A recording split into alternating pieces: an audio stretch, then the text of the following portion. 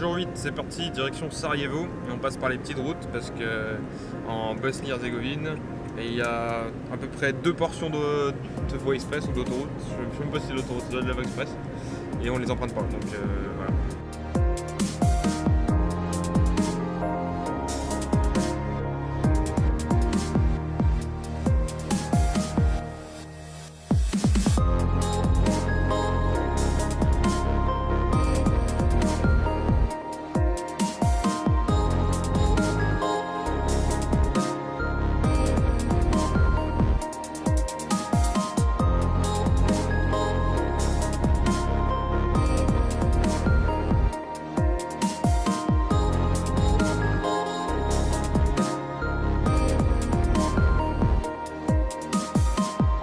On a pris une portion d'autoroute un peu avant Sarajevo et ça doit être trop cher pour les locaux parce qu'il y a quasiment personne dessus. On a doublé 2 voitures, 3 voitures, 3 voitures, il y a personne. dont une qui était étrangère, je crois. Et autrement, il n'y a vraiment personne.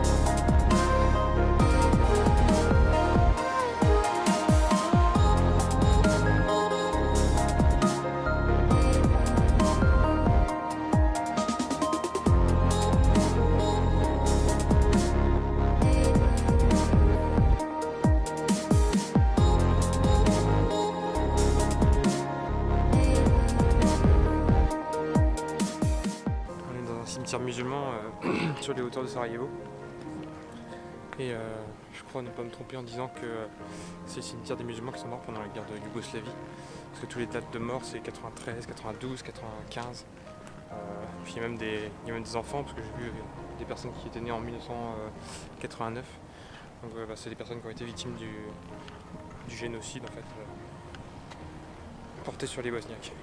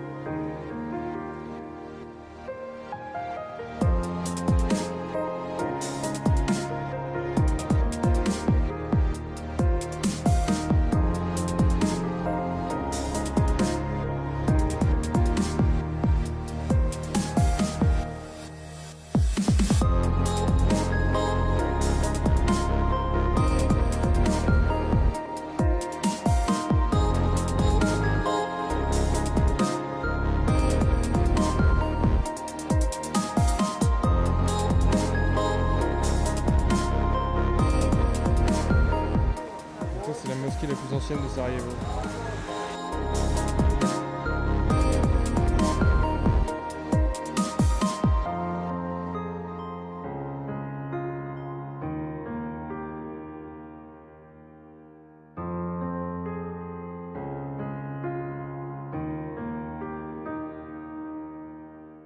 Coup de gueule en direct de Sarajevo. On s'est fait à moitié engueuler par un imam parce que Anaïs avait pas mis de voile. Enfin, ils étaient à moitié planqués les voiles, donc on n'avait pas vu. Mais bon. En fait, il y avait quelque chose sur les voiles, donc on pouvait pas les voir. À l'entrée de la mosquée, c'était marqué bon, pas qu'on voit les genoux, pas qu'on voit les Il n'y épaules. avait rien marqué. Mais il n'y avait rien marqué sur le voile. Donc voilà. Donc apparemment, on ne se convertira pas à l'islam. Donc maintenant, on va aller voir une grosse chapelle, une église.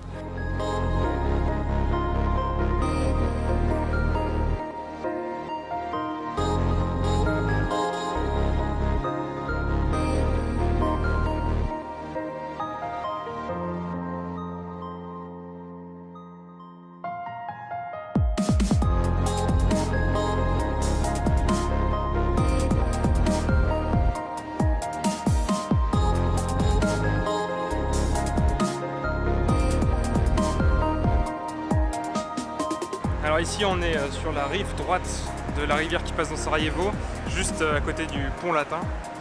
Autrement dit pile l'endroit où François Ferdinand a été assassiné en 1914, ce qui a déclenché la Première Guerre mondiale.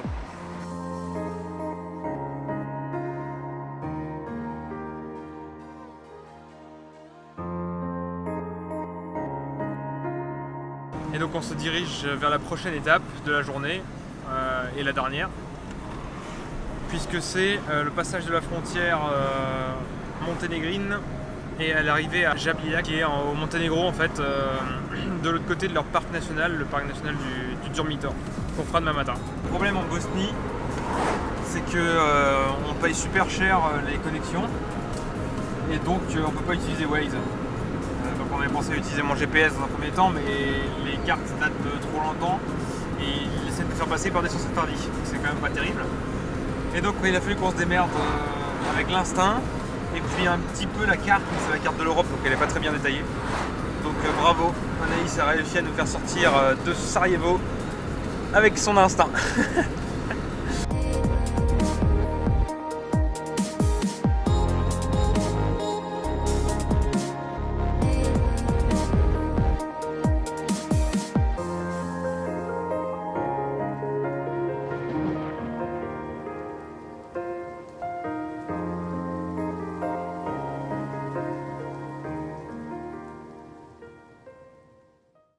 Bon alors, comme on peut le voir sur la vidéo précédente, on s'est fait arrêter par des policiers, enfin Un policier. des gens en policier. Après, est-ce que c'est des vrais policiers? Ça, c'est une bonne question. Oui, je pense. C'est peut-être des vrais policiers, mais en tout cas, c'est des racketteurs. En gros, ils nous ont arrêtés, ils nous ont dit qu'on avait fait un excès de vitesse de 30 km/h au niveau d'une école, ce qui est totalement faux. Et donc, ils ont demandé à Anaïs de payer 200 € au départ. En cash. En cash, bien sûr, hein, pour pas laisser de traces. Ouais. Donc, ils voulaient qu'on paye, je sais plus combien, en cash. 200 € en cash ou aller direction au poste. Ouais, c'est ça. Parce qu'on leur a dit qu'on n'avait pas de cash. Ouais, c'est ça qu'il faut faire, il faut dire on paie par carte de crédit parce que ça laisse des traces Ils veulent pas de traces. et finalement on n'a pas payé parce qu'ils voulaient pas qu'on paye par carte de crédit parce que c'est des racketteurs et qu'ils n'ont pas besoin de laisser de traces et du coup on s'en est tiré sans rien du tout, on a géré mais il faut faire gaffe. Voilà. Ne jamais payer en cash, ouais, que ce soit une amende ou quoi que ce soit. Puis ça se voit quand c'est chelou de toute façon, il n'y avait aucune preuve ni rien. On est passé dans une école, ouais, on est passé devant une école, ouais, mais dans ce cas-là, ils auraient été super réactifs, quoi. Enfin, c'est n'importe quoi. Ouais. Non, c'est du bullshit. Et puis, ils ont pas la technologie ici pour être aussi réactifs. Non, il n'y a même pas de radar ici, de toute façon. Voilà. Donc, dans tous les cas, c'est n'importe quoi. Il y avait un seul radar à Sarajevo, donc s'il y avait d'autres radars, on l'aurait su à Ouais. force de voyager. Mais donc, du coup, on s'en est tiré sans rien payer, et ça, c'est plutôt pas mal, parce que je pense qu'il y en a beaucoup qui sont à voir.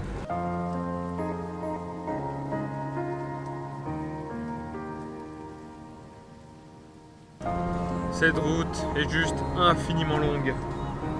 Il n'y a pas de voie express, pas d'autoroute, c'est des petites routes, c'est même pas des petites routes à 90, c'est 60, 70. C'est super long. Alors autant on disait qu'en Italie du Sud c'était dégueulasse, mais autant là c'est pire, quoi. Il y a des canettes dans tous les sens. Enfin, il n'y a même pas de poubelles sur les bords des routes. Donc ça.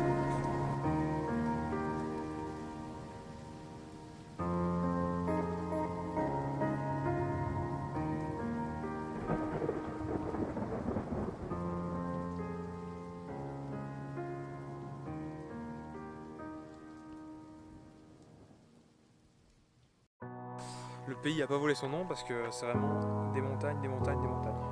On est arrivé là où on dort ce soir, sauf que c'était pas l'endroit prévu initialement. Parfois les imprévus, c'est intéressant.